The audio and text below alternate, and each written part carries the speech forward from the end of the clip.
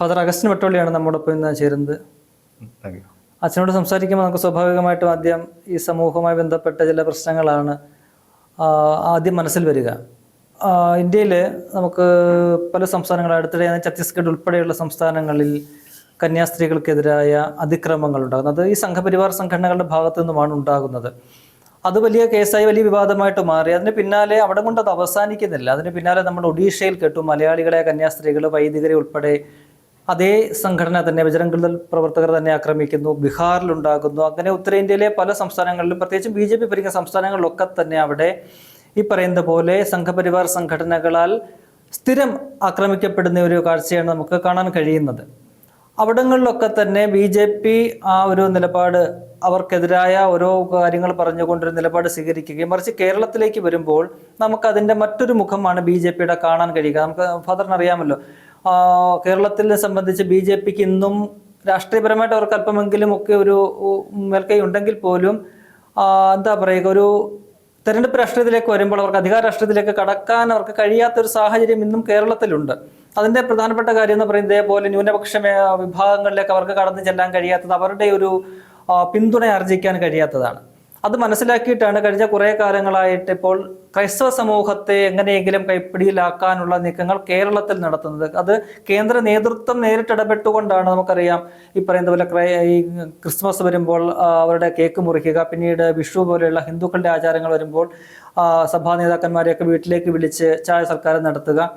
അപ്പോൾ ഇതിനെ എങ്ങനെയാണ് ഫാദർ ഈ രാഷ്ട്രീയത്തെ എങ്ങനെയാണ് നോക്കിക്കാണുന്നത്? BJPയുടെ കേരളത്തിൽ ഒരു രീതിയിൽ അവരെ സമുദായത്തെ ഒപ്പം നിർത്താനായിട്ടുള്ള ചരടുവലികളും അവരെ എങ്ങനെയൊക്കെ അപ്പീസ് ചെയ്യാമോ നീക്കങ്ങളെല്ലാം നടത്തുമ്പോഴാണ്, മറുവശത്ത് അവർ ഭരിക്കുന്ന സംസ്ഥാനങ്ങളിലാണ് അവരുടെ തന്നെയായ ഫ്രിഞ്ച് എലമെന്റ്സായ ഇത്തരത്തിലുള്ള ഗ്രൂപ്പുകൾ വളരെ ഇതായിട്ടുള്ള രീതിയിൽ കന്യാസ്ത്രീകളെയൊക്കെ തന്നെ ആക്രമിക്കുക, കള്ളക്കേസുകൾ ചുമത്തുക, ജയിലിലിടുക. എന്താണ് ഫാദറിന്റെ ഒരു നിലപാട് കാര്യത്തിൽ? വളരെ സൂക്ഷിച്ചു വേണം ഹിന്ദുത്വ രാഷ്ട്രീയത്തോട് നമ്മൾ പ്രതികരിക്കുമ്പോൾ വളരെ സൂക്ഷിച്ച്, പ്രത്യേകിച്ച് ക്രിസ്ത്യൻ സഭാ വിഭാഗങ്ങളിൽ പെടുന്ന മത നേതാക്കൾ ഹിന്ദുത്വ രാഷ്ട്രീയ അജണ്ടയുള്ള ഒരു പാർട്ടിയുടെ പിന്നിൽ പ്രവർത്തിക്കുന്ന ആളുകളോട് നമ്മൾ ഇടപെടുമ്പോൾ അവരുടെ നിലപാട് പറയുമ്പോൾ വളരെ സൂക്ഷിച്ച്. കാരണം ഛത്തീസ്ഗഡിലെ സംഭവത്തിൽ തൊട്ട് മുന്നിലാണ് മണിപ്പൂർ സംഭവം ഉണ്ടായത്. അപ്പോൾ മണിപ്പൂർ ആ സംഭവത്തിനോട് ആ പ്രദേശങ്ങളിൽ യാത്ര ചെയ്ത്, ആ മണിപ്പൂർ ഈ നോർത്ത് ഈസ്റ്റേൺ റീജിയൻ, ഇപ്പോൾ ഇവിടെ ഷില്ലോങ്ങിൽ താമസിക്കുന്ന എൻ്റെ സുഹൃത്തായിട്ടുള്ളൊരു വൈദികൻ എന്നോട് പറഞ്ഞത്, മണിപ്പൂരിൽ നടന്ന അതിക്രമങ്ങളുടെ 10% പോലും പുറത്തു വന്നിട്ടില്ല എന്നാണ് പറഞ്ഞത്. അത്രയ്ക്ക് ഭീകരമായിരുന്നു മണിപ്പൂരിലെ സംഭവങ്ങൾ, അവിടുത്തെ ബലാത്സംഗങ്ങൾ, അവിടുത്തെ കൊള്ളിവെപ്പുകൾ, കൊലകൾ. അത്ര ഭീകരമായിട്ട് നടന്ന ആ സംഭവത്തിൻ്റെ 10% മാത്രമാണ് പുറത്തു വന്നിട്ടുള്ളൂ എന്ന് പറഞ്ഞു. അപ്പോൾ അതിനു മുമ്പ് കന്തമാല നടന്നു. അപ്പോൾ ഇനിയും അറിയപ്പെടാത്ത എത്രയോ പള്ളികൾ, ഇപ്പോൾ ക്രിസ്ത്യൻ വിഭാഗങ്ങൾ എന്ന് പറയുമ്പോൾ കത്തോലിക്ക സഭ മാത്രമല്ല, മറ്റ് വിഭാഗത്തിൽപ്പെടുന്ന ആൾക്കാരുണ്ട്, പ്രൊട്ടസ്റ്റന്റുകാരുണ്ട്, മറ്റ് അവാന്തര വിഭാഗങ്ങളുണ്ട്. അപ്പോൾ ഇവരോടൊക്കെ ഈ സംഘപരിവാര രാഷ്ട്രീയം വളരെ കൃത്യമായ നിലപാടെടുക്കുകയും അവരെ ആക്രമിക്കുകയും, ഗ്രഹാം സ്റ്റെയിൻസിൻ്റെ കാര്യം നമുക്കറിയാം, തീയിട്ട് കൊന്നു കളഞ്ഞതാണ് 2 മക്കളെ. അതിൻ്റെ ഗുജറാത്ത് കലാപം. അപ്പോൾ ഇങ്ങനെ ഹിന്ദുത്വ രാഷ്ട്രീയം ഇന്ത്യയിൽ വേര് പിടിപ്പിക്കാൻ നടത്തുന്ന അവരുടെ സംഭവ പരമ്പരകളുണ്ട്. അപ്പം അത് വളരെ കൃത്യമായിട്ട് വിലയിരുത്തി വേണം അവരോട് ഒരു നിലപാട്, അവരോട് ചേർന്ന് നിൽക്കാൻ, അവരോട് നിലപാട് പറയാനായിട്ട്. പക്ഷെ സമീപകാലത്ത് ആ വിഷയത്തിൽ ഒരു വ്യക്തതയില്ലായ്മ സഭാ നേതൃത്വം കാണിക്കുന്നുണ്ട്. വ്യക്തതയില്ലായ്മ, വ്യക്തതയില്ലായ്മ എന്നല്ല പറഞ്ഞത്, വ്യക്തത അവർക്കുണ്ട്. കാരണം വ്യക്തത ഇല്ലായ്മയല്ല, അവർക്ക് വളരെ ഒരു സാധാരണ രാഷ്ട്രീയക്കാരനേക്കാളും തികഞ്ഞ മിടുക്കോടുകൂടിയാണ് അവർ പലപ്പോഴും സഭാ നേതൃത്വം വന്ന് സംസാരിക്കുന്നത്, സ്റ്റേറ്റ്മെന്റുകൾ നടത്തുന്നത്. നമ്മൾ ഞെട്ടിപ്പോകും. ഇവർ എത്രയോ ഒരുപക്ഷെ നമ്മുടെ പിണറായി വിജയനേക്കാളും നരേന്ദ്രമോദിയേക്കാളും വലിയ രാഷ്ട്രീയക്കാരായിട്ടാണ് ഈ സഭാ നേതൃത്വം കാരുന്നത്. ഒരുപക്ഷെ ഇവര് മെത്രാന്മാരല്ലേ ആവേണ്ടത്, ഇവര് രാഷ്ട്രീയ നേതാക്കളാവേണ്ടതായിരുന്നു എന്ന് തോന്നിപ്പോകും ഇവരുടെ ചില നിലപാടുകൾ കണ്ടാൽ. പക്ഷേ അത് ഒരു കാരണവശാലും അതൊരു ഭൂഷണമായ കാര്യമല്ല. അത് ഒരുപക്ഷെ നമ്മളിരിക്കുന്ന കൊമ്പ് തന്നെ മുറിക്കുന്നത് പോലെ, താൻ കുത്തിയ കുഴിയിൽ താൻ തന്നെ വീഴുമെന്ന്. അപ്പം അതിന് നമുക്കറിയാം, നിമോൾ എന്ന് പറയുന്ന ഒരാളുടെ ആദ്യം അവർ മുസ്ലിങ്ങളെ തേടി വന്നു, അപ്പോൾ ഞാൻ മിണ്ടിയില്ല. പിന്നെ അവർ കമ്മ്യൂണിസ്റ്റുകാരെ തേടി വന്നു, പിന്നെ അവർ തൊഴിലാളി നേതാക്കന്മാരെ തേടി വന്നു, പിന്നെ അവസാനം അവർ എന്നെ തേടി വന്നപ്പോഴാണ് എനിക്ക് വേണ്ടി സംസാരിക്കാൻ ആരും ഉണ്ടായില്ല എന്നുള്ള വാചകം. അത് വീണ്ടും വീണ്ടും നമ്മൾ ആവർത്തിക്കേണ്ട ഒരു കാര്യം. അപ്പോൾ ഓർക്കേണ്ട കാര്യമാണ് അത്. കാരണം ഹിന്ദുത്വ രാഷ്ട്രീയം അത് അതിഭീകരമായ തരത്തിലുള്ള മുന്നേറ്റങ്ങളാണ്. ഒരുപക്ഷെ നമുക്കറിയാം, നമ്മുടെ തൊട്ടടുത്ത് ഇന്ത്യയിൽ തന്നെയുള്ള സംസ്ഥാനമാണല്ലോ ഗുജറാത്ത് എന്ന് പറഞ്ഞാൽ. പോർബന്ദർ എന്ന് പറയുന്ന ഒരു നാട്ടിലുള്ള നാട് എങ്ങനെയാണ് ഹിന്ദു മുസ്ലിം പൂർണ്ണമായിട്ടും അത് വിഭജിക്കപ്പെട്ട, ഒരുപക്ഷെ ഒരു അയൽ രാജ്യം പോലെ, ഇന്ത്യ പാകിസ്ഥാൻ പോലെ വിഭജിക്കപ്പെട്ട പ്രദേശം മാറി. എത്രയോ വെറുപ്പാണ് അവിടെ കലർത്തിയിട്ടുള്ളത്, വെറുപ്പാണ് അവിടെ വ്യാപിപ്പിച്ചിട്ടുള്ളത്. ഹിന്ദുക്കൾ താമസിക്കുന്ന പ്രദേശങ്ങളിൽ മുസ്ലിങ്ങൾക്ക് താമസിക്കാൻ പറ്റില്ല, മുസ്ലിങ്ങൾ വളരെ ദൂരെ മാറി താമസിക്കുന്നു, പ്രാന്തപ്രദേശങ്ങളിൽ താമസിക്കുന്നു. അപ്പോൾ അത് കുറേ വർഷം, ഒരു സുപ്രഭാതത്തിൽ ഉണ്ടാക്കിയതല്ല അത് എത്രയോ വർഷങ്ങൾ കൊണ്ട് പണിയെടുത്ത് അതിസൂക്ഷ്മമായ പണിയിലൂടെയാണ് ഈ പറഞ്ഞ വിഭജനം പൂർത്തിയാക്കിയത്. അപ്പോൾ ഈ സംഭവങ്ങളെല്ലാം നമ്മുടെ മുമ്പിലുണ്ട്, നമ്മുടെ കൺമുമ്പിലുണ്ട്. അതിന്റെ പിറകിൽ ഈ രണ്ടാം ലോക മഹായുദ്ധകാലത്ത് നടന്ന ഹോളോകാസ്റ്റ് എന്ന് പറയുന്നത് 60 ലക്ഷം യഹൂദരെ കൊന്നൊടുക്കിയ ഒരു ചരിത്രം തന്നെ പഠിച്ചാൽ മതി. യഹൂദരാണ് ഈ നാട്ടിലെ ഏറ്റവും ഭീകരന്മാര്, അവരാണ് ഈ നാടിന്റെ ശാപം, അവരുള്ളത് കൊണ്ടാണ് ഈ നാടിൽ ഇത്രയും സാമ്പത്തിക അസമത്വങ്ങൾ ഉണ്ടാകണമെന്ന് പറഞ്ഞ് ഫലിപ്പിക്കാനും അവരെ കൊന്നൊടുക്കാനും കഴിയും. അപ്പോൾ ഇപ്പൊ ഇത്രയും അനുഭവങ്ങളൊക്കെ നമ്മുടെ ഈ കാലഘട്ടത്തിൽ ചുറ്റിനുണ്ട്. അപ്പൊ അതുകൊണ്ട് തന്നെ വളരെ സൂക്ഷ്മതയോടുകൂടി ശ്രദ്ധയോടുകൂടി വേണം ഈ വിഷയത്തിൽ ഒരു നിലപാട് നമ്മൾ എടുക്കാനായിട്ട്. കാരണം താൽക്കാലിക ലാഭങ്ങളെ വെച്ച് ഒരു പക്ഷേ നമ്മൾ ഇന്ന് നിലപാട് പറയുമ്പോൾ തിരിച്ചു വരാനാവാത്ത വിധം സമൂഹങ്ങൾ മാറിക്കഴിഞ്ഞ്, സമൂഹം വെറുപ്പ് ഉള്ളിൽ സൂക്ഷിക്കുകയും, എൻ്റെ ഒരു വളരെ അടുത്ത സുഹൃത്ത് തന്നെ പറയായിരുന്നു, അദ്ദേഹത്തിൻ്റെ സുഹൃത്തായിട്ടുള്ള, അദ്ദേഹം ഒരുപാട് ഇന്ത്യയിലും ഇന്ത്യക്ക് പുറത്തൊക്കെ യാത്ര ചെയ്യുന്ന ഒരാളാണ്. അദ്ദേഹത്തിൻ്റെ ഒരു സുഹൃത്ത് അഹമ്മദ് ഗുജറാത്തിലെ അഹമ്മദാബാദിൽ ഒരു 15 വർഷമായിട്ട് മാറി താമസിക്കുന്നു, മുസ്ലിം വിഭാഗത്തിൽപ്പെടുന്ന ഒരാളാണ്. 15 വർഷമായിട്ട് അദ്ദേഹത്തിന് മറ്റു സ്ഥലത്തേക്ക് മാറണം, ഒരു വീട് കിട്ടിയിരുന്നു. 15 വർഷമായിട്ട് വീട് അന്വേഷിച്ചുകൊണ്ടിരിക്കുക, വീട് കിട്ടുന്നില്ല എന്നുള്ളത്. എറണാകുളത്ത് എൻ്റെ ഒരു സുഹൃത്ത്, അവർ മീഡിയയിലുണ്ടായിരുന്നവരാണ്, അവർ ക്രിസ്ത്യൻ വിഭാഗത്തിൽപ്പെടുന്നവരാണ്. അവരിപ്പോൾ മതം അങ്ങനെ പാലിക്കുന്നില്ല, പക്ഷെ അത് മാറി താമസിക്കാൻ ഒരു വീട് എറണാകുളത്ത് അന്വേഷിച്ചപ്പോൾ ഒരു 30ഓളം സ്ഥലങ്ങളിൽ പോയപ്പോൾ അവർക്ക് വീട് കൊടുക്കുന്നില്ല. കുറച്ച് കഴിയുമ്പോൾ അവർ മനസ്സിലായി, നല്ല വെയിലായതുകൊണ്ട് അവരുടെ തലയിൽ ഇങ്ങനെ തട്ടം പോലെ ഒരു കറുത്ത തുണി ഇട്ടിട്ടാണ് ഈ വീടുകളിൽ ചെന്നത്. അപ്പോൾ അവർ വിചാരിച്ചു, പേര് ചോദിക്കുന്ന സമയത്ത് ഒരു മുസ്ലിം പേരിന് സമാനമായിട്ടുള്ളൊരു പേരാണ് ഇവരുടെ പേര്, അതിന്റെ കൂടി ചിഹ്നം കൂടെ. അപ്പോൾ ഇതിന്റെ മുകളിൽ അപ്പോൾ ഒരു മുസ്ലിം ആണെന്ന് വിചാരിച്ച് 30ഓളം സ്ഥലങ്ങൾ കയറി കഴിഞ്ഞപ്പോഴാണ് മനസ്സിലായത് ഇതുള്ളത് കൊണ്ടാണ് എനിക്ക് കിട്ടാത്തതെന്നുള്ള. അവർ ഞെട്ടിപ്പോയി ശരിക്കും. അപ്പോ ഗുജറാത്തിൽ അങ്ങനെ ഒരു സാഹചര്യം തന്നെ നിലനിൽക്കുന്നില്ലേ? ഹിന്ദുക്കളുടെ ഭൂമി മുസ്ലിങ്ങൾക്ക് മേടിക്കാൻ പറ്റത്തില്ല, അത്തരം ഒരു സാഹചര്യം തന്നെ ഔദ്യോഗികമായി അതായത് ഭൂമി കൊടുക്കാൻ പാടില്ല, ഹിന്ദുക്കള് മുസ്ലിങ്ങൾക്ക് കൊടുക്കാൻ പാടില്ല എന്ന് ഔദ്യോഗികമായി. അവര് ഭൂമി മേടിക്കുന്ന എന്താണ് ഓരോ ജിഹാദുകൾ ഇവരിങ്ങനെ പറയുന്നുണ്ടല്ലോ, ലവ് ജിഹാദ് മറ്റു ജിഹാദ് എന്ന് പറയുന്ന പോലെ ഭൂമി ജിഹാദ്, ഇങ്ങനെ ഭൂമി ഹിന്ദുക്കളുടെ ഭൂമിയല്ല ഇവര് മേടിച്ച് കൂട്ടുന്ന ഒരു ഇതാണെന്നൊക്കെ ഒരു നരേഷൻ ഉണ്ടല്ലോ ഇതിന്. അതെ. അപ്പൊ അത് ഒരുപാട് കാലം കൊണ്ടാണ് ഇത്തരത്തിലുള്ള വിഭജനങ്ങളൊക്കെ നടത്തിയിരിക്കുന്നത്. അത് ഇവിടെയും സംഭവ്യമാണ്. പക്ഷേ ഇവിടുത്തെ സമൂഹത്തിൽ ഈ ഇസ്ലാമോഫോബിയ, മുസ്ലിം വിഭാഗത്തിനെതിരെ അതിഭീകരമായ തരത്തിലുള്ള, പക്ഷേ ക്രിസ്ത്യൻ വിഭാഗത്തിൽ ഇവിടുത്തെ മത പൗരോഹിതരുടെ മനസ്സിലിരിക്കുന്നതും ജനങ്ങളോട് സംസാരിക്കുമ്പോഴൊക്കെ ഒരുപാട് മനുഷ്യരുടെ ഉള്ളിൽ ഈ മുസ്ലിം വിരോധം ശക്തമായിട്ടും ആഴത്തിൽ. അതിലൊരു പരിധിവരെ കേരളത്തിൽ അവർ വിജയിച്ചു അല്ലേ, ഈ സംഘപരിവാർ. അതുകൊണ്ടല്ലേ ഈ പറയുന്ന ഈ മതമേലധ്യക്ഷന്മാർ, ഫാദർ നേരത്തെ തന്നെ പറഞ്ഞതുപോലെ പലതരത്തിലുള്ള ഈ പറയുന്ന എന്താ പറയുക മുസ്ലിം വിരുദ്ധമായ ചില പരാമർശങ്ങൾ നമ്മൾ കേരളത്തിൽ ഇതുവരെ കേട്ടില്ല തരത്തിൽ ചില മതമേലധ്യക്ഷന്മാരുടെ ഭാഗത്തു നിന്നും ഉണ്ടാവുകയും ഒക്കെ ചെയ്യുന്നപ്പോൾ അവരുടെ ആ കെണിയിൽ ഒരു പരിധിവരെ വീണു എന്ന് നമുക്ക് വിലയിരുത്തിക്കൂടെ? പൂർണ്ണമായിട്ട് വീണു എന്ന് നമുക്ക് പറയാൻ പറ്റില്ല. ഒരു പക്ഷേ ഇപ്പൊ ഏത് പ്രസ്ഥാനത്തിന്റെ ഉള്ളിൽ പ്രസ്ഥാനത്തിന് നേതൃത്വം കൊടുക്കുന്ന ആളുകൾ അത് വളരെ ശബ്ദത്തോടു കൂടി സംസാരിക്കും, അവർ നേതൃത്വം കൊടുക്കുകയും അവർ സംസാരിക്കുമ്പോൾ ഈ BJP അനുകൂലമായ പ്രസ്താവനകൾ നടത്തുന്നു, ബാക്കിയുള്ളവർ മിണ്ടുന്നില്ല. അപ്പൊ ഈ മിണ്ടാതിരിക്കുന്നവർ മുഴുവനും ഇവർക്ക് അനുകൂലമാണ് എന്ന് നമ്മൾ അതിൽ ഒരുപാട് മനുഷ്യർക്ക് വളരെ അതിനോട് വിയോജിപ്പുള്ള ആളുകളൊക്കെ ഉണ്ടായിരിക്കാം. പക്ഷേ ആ നിശബ്ദത ഈ ശബ്ദിക്കുന്നവർക്ക് അനുകൂലമാണ്. അപ്പൊ നിശബ്ദമായിട്ടിരിക്കുന്നവർ സംസാരിക്കാത്തതാണ് ഇവിടുത്തെ പ്രശ്നം. അതിൻ്റെ ഉള്ളിൽ വിഭാഗീയത ഉണ്ടായിരിക്കാം. കാരണം എല്ലാവരും ഇസ്ലാമോഫോബിക് ആയിട്ടുള്ള ഒരു സമൂഹമല്ല, ഒരിക്കലും അല്ല, അങ്ങനെ പറയാൻ പറ്റില്ല.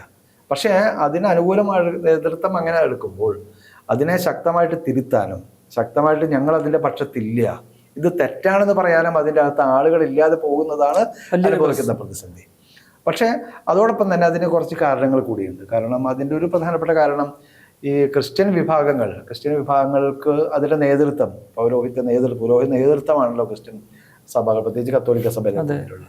പക്ഷേ ക്രിസ്ത്യൻ സമൂഹത്തിൻ്റെ ഉള്ളിലുള്ള, പ്രത്യേകിച്ച് സുറിയാനി ക്രിസ്ത്യാനിലൊക്കെ എനിക്ക് വ്യക്തിപരമായിട്ട് പറയാൻ പറ്റും, സാഹോദര്യമില്ലായ്മ, പരസ്പരം വളർത്തുന്ന ഒരു ഒരു ഒരു രീതി പലപ്പോഴും അവിടെ കാണുന്നില്ല. സഹോദര സ്നേഹം വളരെ കുറവാണ്. പക്ഷേ അപ്പുറത്ത് നോക്കിക്കഴിഞ്ഞാൽ മുസ്ലിം സമുദായത്തിലേക്ക് നോക്കിക്കഴിഞ്ഞാൽ ഒരു പക്ഷേ ഏത് സമുദായത്തെക്കാളും മികച്ച ഒരു സാഹോദര്യം, പരസ്പരം വളർത്തുകയും പരസ്പരം പിടിച്ച് കൈത്താങ്ങായിട്ട് നിൽക്കുകയും ചെയ്യുന്ന ഒരു ഭാവം ഈ പറയുന്ന മുസ്ലിം സമുദായത്തിൻ്റെ ഉള്ളിലുണ്ട്. ഇപ്പുറത്ത് നോക്കുമ്പോൾ അങ്ങനെയില്ല. അപ്പോൾ ഈ സാഹോദര്യമാണ് ആ സമുദായത്തിൻ്റെ വളർച്ചയുടെ പിന്നിലുള്ളത്, സാമ്പത്തികമായിട്ടും ഒക്കെയുള്ള വളർച്ചയുടെ പിന്നിലുള്ളത്. പക്ഷെ അപ്പോൾ അതുകൊണ്ട് തന്നെ ഈ സമൂഹത്തിന്, ഈ സഹോദര്യമില്ലാത്ത ഈ സമൂഹത്തിന് അതൊരു ഭീഷണിയായിട്ട് ചിലപ്പോൾ അവർക്ക് തോന്നുക. അതിനെയാണ് പ്രകോപിപ്പിച്ച് ഈ സ്വാഭാവികമായിട്ട് തോന്നുന്ന ഒരു അസൂയ, സ്വാഭാവികമായിട്ടുള്ളൊരു അസ്വസ്ഥത, അതിനെ പ്രകോപിപ്പിക്കുന്ന ഒരു നിലപാട് ഈ ഹിന്ദുത്വ രാഷ്ട്രീയത്തിൻ്റെ ശക്തികൾ നടത്തുമ്പോൾ അതിനോട് വളരെയധികം ജാഗ്രത പുലർത്താൻ ക്രിസ്തീയ സമൂഹത്തിന് പ്രത്യേകിച്ച് അത് തയ്യാറാകേണ്ടതാണ്. ആ ഒരു ജാഗ്രതയ്ക്ക്, ആ ജാഗ്രതയില്ലായ്മ ഈ ക്രിസ്ത്യൻ സമൂഹത്തെ നയിച്ചുകൊണ്ടിരിക്കുന്ന നേതൃത്വത്തിൽ നിന്ന് പലപ്പോഴും പ്രസ്താവനകളായിട്ട്, നിലപാടുകളായിട്ട് പുറത്തു വരുന്നുണ്ട്. അത് ഒരിക്കലും ശരിയല്ല. ഫാദർ നേരത്തെ സൂചിപ്പിച്ച ഈ താൽക്കാലിക ലാഭത്തിന് വേണ്ടിയുള്ള ചില നിലപാടുകൾ എന്നൊക്കെ പറഞ്ഞില്ലേ, സ്വാഭാവികമായിട്ട് നമുക്കറിയാം എന്താ പറയുക, BJP എന്താണ് കേരളത്തിൽ ഉദ്ദേശിക്കുന്നത് എന്നുള്ളത്. അവർക്ക് ഈ തെരഞ്ഞെടുപ്പ് രാഷ്ട്രീയം തന്നെയാണ് അവരുടെ മുഖ്യമായ ലക്ഷ്യം. അതിനപ്പുറം എന്തെങ്കിലും ഈ ക്രൈസ്തവ സമൂഹത്തോട് എന്തെങ്കിലും ഒരു കമ്മിറ്റ്മെന്റുകളോ അല്ലെങ്കിൽ എന്തെങ്കിലും അവരെ ചേർത്ത് നിർത്തണം, അല്ലെങ്കിൽ അവരുടെ യഥാർത്ഥ പ്രശ്നങ്ങളെ അഡ്രസ്സ് ചെയ്യണം, അതിന് പരിഹാരം കാണണം എന്നൊന്നും ഉള്ളതല്ലാതെ ഏവർക്കും പച്ചവെള്ളം പോലെ അറിയാവുന്ന ഒരു കാര്യമാണ് അല്ലേ. അവർക്ക് എങ്ങനെയില്ല, അതാണല്ലോ തൃശ്ശൂരിൽ നമ്മൾ കണ്ടത്. അപ്പോൾ ഇനിയിപ്പോൾ അവരുടെ അടുത്ത ലക്ഷ്യം വരുന്ന നിയമസഭാ തെരഞ്ഞെടുപ്പാണ്. അവിടെയും ഈ പറയുന്ന സഭാ നേതൃത്വങ്ങളെ ചേർത്ത് നിർത്തിയാൽ മാത്രമേ എന്തെങ്കിലുമൊക്കെ നേട്ടം അവർക്ക് കൊയ്തെടുക്കാൻ സാധിക്കുകയുള്ളൂ. അപ്പോൾ അതിനൊത്ത് കേരളത്തിലെ ഈ സഭാ നേതൃത്വം പറഞ്ഞ പോലെ എന്തെങ്കിലുമൊക്കെ താൽക്കാലിക ലാഭത്തിന് തങ്ങൾ പറയുന്ന എന്തെങ്കിലുമൊക്കെ കാര്യങ്ങൾ നടത്തിത്തരാം എന്ന് പറഞ്ഞുകൊണ്ട് BJP ഈ കാര്യങ്ങളൊക്കെ ഇവിടെ ഇങ്ങനെ അവരോട് ചേർന്ന് നിൽക്കാനും അല്ലെങ്കിൽ അവരിൽ നിന്നും ഈ പറയുന്ന രാഷ്ട്രീയ ലാഭം നേടിയെടുക്കാനുമായിട്ടുള്ള നീക്കം നടത്തുമ്പോൾ അതിന് എന്താ പറയുക, അതിനോട് ഒത്തുപോകാം, തങ്ങളുടെ എന്തെങ്കിലുമൊക്കെ കാര്യങ്ങൾ സാധിച്ചെടുക്കുമെങ്കിൽ അതിന് പകരമായിട്ടൊരു പ്രത്യുപകാരമായിട്ട് ഇങ്ങനെ ഞങ്ങൾ എന്തെങ്കിലും ചെയ്യാം എന്നൊരു ഇതാണോ ഇപ്പോഴത്തെ കേരളത്തിലെ സഭാ നേതൃത്വങ്ങളുടെ മനസ്സിലുള്ളത്? ഈ ഒരു കാര്യം ശരി, ക്രിസ്ത്യൻ സമൂഹത്തെ പറ്റി നമ്മൾ പറയുമ്പോൾ ഒരു കാര്യം ശരിക്കും മനസ്സിലാക്കണം. പ്രത്യേകിച്ച് ഇലക്ഷൻ പൊളിറ്റിക്സിലേക്ക് വരുമ്പോൾ ഒരു മെത്രാൻ പറഞ്ഞു, ഒരു നേതാവ് പറഞ്ഞു എന്നത് കൊണ്ട് മാത്രം വോട്ട് കുത്തുന്നവരല്ല ഈ ക്രിസ്ത്യൻ സഭാ വിഭാഗത്തിലുള്ള ആളുകൾ. അത് ഏത് മതത്തിൽ തന്നെയാണെങ്കിലും, പ്രത്യേകിച്ച് ക്രിസ്ത്യൻ സഭാ വിഭാഗങ്ങളിൽ, പ്രത്യേകിച്ച് ഇപ്പോൾ എറണാകുളത്തൊക്കെ നടക്കുന്ന വലിയ ശക്തമായിട്ടുള്ള ജനകീയ മുന്നേറ്റങ്ങളുണ്ട്. അതിൻ്റെയൊക്കെ ഫലമായിട്ട്, അല്ലെങ്കിൽ അതിനു മുമ്പേ തന്നെ ഒരു മെത്രാൻ പറഞ്ഞാൽ എല്ലാവരും ഈ ഇന്ന സ്ഥാനാർത്ഥിക്ക് വോട്ട് കുത്തും എന്നുള്ളത് വളരെ തെറ്റായ ധാരണയാണ്, ഒരു അബദ്ധ ധാരണയാണ്. അതിൻ്റെ ഒരുപാട് സംഭവങ്ങൾ കേരളത്തിൽ, ഇപ്പോൾ കരുണാകരന് എൻ്റെ കാലത്ത് വോട്ട് കുത്തണമെന്ന് പറഞ്ഞ് അദ്ദേഹം ഒരു മെത്രാൻ പറയുകയും അദ്ദേഹം അവിടെ അദ്ദേഹത്തിന് ചിലപ്പോൾ തിരിച്ചടികൾ ഉണ്ടാവുകയും, അല്ലെങ്കിൽ കരുണാകരന് എതിര് നിന്ന ഒരാൾക്ക് വോട്ട് ചെയ്യണമെന്ന് ഒരു മെത്രാൻ, അന്നത്തെ ഒരു മെത്രാൻ പറയുകയും കരുണാകരൻ ജയിക്കുകയും ചെയ്യുന്ന ഒരു സംഭവമൊക്കെ ഉണ്ടായിട്ടുണ്ട് കേരളത്തിൽ. അപ്പോൾ ഒരു മെത്രാൻ പറഞ്ഞു എന്നുള്ളത് കൊണ്ട് മാത്രം ഒരാൾ ജയിക്കണം എന്നില്ല. അപ്പം അത് കേരളത്തിലെ എല്ലാ രാഷ്ട്രീയ നേതാക്കളും മനസ്സിലാക്കേണ്ട ഒരു കാര്യം, ഇത് ഇലക്ഷൻ്റെ പൊളിറ്റിക്സ് വരുന്ന സമയത്ത് ഈ പുരോഹിതൻ പറഞ്ഞു, ഒരു മെത്രാൻ പറഞ്ഞു, അതുകൊണ്ട് മാത്രമാണ് ഒന്നാമത്തെ കാര്യം. രണ്ടാമത്തെ കാര്യം, BJPക്ക് ഇവിടെ ജയിക്കണമെങ്കിൽ ഏതെങ്കിലും ഒരു ന്യൂനപക്ഷ വിഭാഗങ്ങളെ കൂടെ നിർത്തിയേ പറ്റൂ. അതിനുവേണ്ടി അവരെല്ലാ തന്ത്രങ്ങളും പയറ്റും. അപ്പോൾ അവിടെ ഒരു പക്ഷേ അതിനിടയ്ക്ക് അതിന് ആ ഒരു തന്ത്രം പയറ്റുന്നതിന്റെ ഭാഗമായിരുന്നല്ലോ നമ്മൾ മുനമ്പത്ത് കണ്ടത്. അതേ മുനമ്പത്തേക്ക് ഇഷ്യൂ അവിടെയാണ് ഒരു പക്ഷേ കേരള ഗവൺമെന്റിന്റെ, ഇവിടുത്തെ മതേതര ജനാധിപത്യത്തിൽ വിശ്വസിച്ചുകൊണ്ട് പ്രവർത്തിക്കുന്ന മറ്റ് രാഷ്ട്രീയ പാർട്ടികൾ, ഇപ്പോൾ കോൺഗ്രസ് ആണെങ്കിലും CPI ഇടതുപക്ഷമാണെങ്കിലും, അവരുടെയൊക്കെ ഒരു പക്ഷേ ഒരു വീഴ്ച, അതിനെ കൃത്യമായി പരിഹരിക്കാതിരിക്കുന്ന, കൃത്യസമയത്ത് ഇടപെടൽ നടത്തി അതിനൊരു പരിഹാരം ഉണ്ടാക്കുക. ആ പരിഹാരം ഉണ്ടാക്കിയെങ്കിൽ ഒരു പക്ഷേ ഇവിടെ BJPക്ക് ഇത്രമാത്രം ഒരു ഉള്ളിലേക്ക് ഇതുണ്ടാക്കാൻ സാധിക്കുമായിരുന്നില്ല. അപ്പോൾ ഒരു പക്ഷേ അത് അവർ സമയത്ത് ഇപ്പം മുനമ്പം ജനങ്ങളുടെ വിഷയം നമുക്കറിയാം. എത്രയോ വർഷങ്ങളായിട്ട് അവരവിടെ താമസിക്കുന്നവരാണ്. അവർക്ക് അവകാശപ്പെട്ട ഭൂമിയാണത്. ആ ഭൂമി അവരുടെ പേരിൽ കൊടുക്കാനുള്ള ഒരു നടപടികൾ, അതിൽ നൂലാമാലകളൊക്കെ വളരെ അല്പം സങ്കീർണമാണ് അവിടുത്തെ വിഷയം. പക്ഷേ അത് കൃത്യമായിട്ട് അതിനൊരു അല്ല, ആ നൂലാമാലകളെല്ലാം ഒറ്റ നിമിഷം കൊണ്ട് പരിഹരിക്കാം എന്ന് പറഞ്ഞുകൊണ്ടാണ് അവർ ഒരു നിയമം പാസ്സാക്കിയത്. കേന്ദ്ര സർക്കാർ ഇവിടെ വന്ന് വാഗ്ദാനം കൊടുത്ത് ഇങ്ങനെ ഒരു നിയമമുണ്ട്, വഖഫ് ഭേദഗതി നിയമമുണ്ട്, അത് പാസ്സാക്കി കഴിഞ്ഞാൽ അടുത്ത ദിവസം നിങ്ങളുടെ കയ്യിൽ ഈ ഭൂമി ഇരിക്കും എന്ന് പറഞ്ഞ് നിയമം പാസ്സാക്കി അതേ മന്ത്രിന് അടുത്ത ദിവസം ഇവിടെ വന്നിട്ട് പറഞ്ഞു ഈ നിയമം കൊണ്ടൊന്നും ഒരു കാര്യവുമില്ല കേട്ടോ എന്ന് പറയുന്നത് നമ്മൾ കണ്ടു. അതെ, അത് വലിയ സമ്മേളനം നടത്തി. പക്ഷെ പത്രസമ്മേളനത്തിൽ അത് ദയനീയമായി അത് അവരുടെ പൊള്ളത്തരം, അവരുടെ വാദത്തിന്റെ പൊള്ളത്തരം ശരിക്കും വെളിവാക്കപ്പെട്ടു. കാരണം കേരള സമൂഹത്തിലും മുൻപൻ ജനങ്ങൾക്ക് മനസ്സിലായി ഈ ഉണ്ടാക്കിയിരിക്കുന്ന നിയമം കൊണ്ടൊന്നും ഞങ്ങൾക്ക് രക്ഷയില്ല എന്നുള്ളത്. അപ്പോൾ ആ സമരം തുറന്നുകൊണ്ട് പോകുന്നു. അപ്പോൾ ഇവിടെയൊക്കെ ഒരു പക്ഷേ അവിടെയൊക്കെ നമ്മൾ കാണേണ്ടത് ഈ ഒരു പക്ഷേ ഈ ക്രിസ്ത്യൻ മത നേതൃത്വത്തിൻ്റെ ഒരു ജാഗ്രത ഇല്ലായ്മ, അല്ലെങ്കിൽ അവർ BJP-യോട് ചേർന്ന് നിന്നാൽ ഞങ്ങൾക്ക് ആനുകൂല്യങ്ങളും ഞങ്ങൾക്ക് കിട്ടുമെന്നുള്ളൊരു അബദ്ധധാരണ വളരെ ശക്തമാണ്. ആ അബദ്ധധാരണ ഒരു പക്ഷേ നമുക്ക് സമീപമായ ഭാവിയിൽ വളരെ ദോഷകരമായ അനുഭവങ്ങൾ സമ്മാനിക്കാനായിട്ട് ഇടയാകും. അപ്പം അതുകൊണ്ട് തന്നെ ഒരു കാരണവശാലും ഈ BJP-യോട് ചേർന്ന് നിൽക്കുന്ന ഒരു നയം, ഒരു നിലപാട് ക്രിസ്ത്യൻ സഭാ നേതൃത്വം അത് പൂർണ്ണമായിട്ട് ഉപേക്ഷിക്കണം. അത് നമുക്ക് ദോഷമായിട്ട്, അത് ഈ കേരള സമൂഹത്തിന്, ക്രിസ്ത്യൻ സമൂഹത്തിനെന്നല്ല കേരള സമൂഹത്തെ, കാരണം കേരള സമൂഹത്തിൽ വളരെ മതേതര ജനാധിപത്യ മൂല്യങ്ങളിൽ അടിയുറച്ച് വിശ്വസിച്ചുകൊണ്ടിരിക്കുന്ന ഒരു ജനതയാണ്. ഇവിടെ ഏതെങ്കിലും മതത്തിൽപ്പെടുന്ന ആൾക്കാർക്ക് ഇന്ന സ്ഥലത്ത് പോകാൻ പറ്റില്ല, ഇന്ന സ്ഥലത്ത് ജോലി ചെയ്യാൻ പറ്റില്ല, ഇന്ന സ്ഥലത്ത് താമസിക്കാൻ പറ്റില്ല എന്നൊന്നുമില്ല. കേരളത്തിൽ ഈ നവോത്ഥാന പാരമ്പര്യം വളരെ ശക്തമായിക്കൊണ്ടും ഇടതുപക്ഷ രാഷ്ട്രീയ മൂല്യങ്ങൾ വളരെ ശക്തമായ, ഇടതുപക്ഷ പ്രവർത്തനം വളരെ ശക്തമായതുകൊണ്ടും കേരളത്തിൽ അങ്ങനെ ഒരു വളരെ മതേതര ജനാധിപത്യ മൂല്യങ്ങൾ ജീവിക്കുന്ന ഒരു സമൂഹമാണിത്. അപ്പോൾ അതിനെ നശിപ്പിക്കുന്ന രീതിയിലുള്ള ഒരു നിലപാട് എവിടെ നിന്നാണെങ്കിലും അത് പുലർത്താൻ തീർച്ചയായിട്ടും ഇത് നേതൃത്വം സമ്മതിക്കരുത്.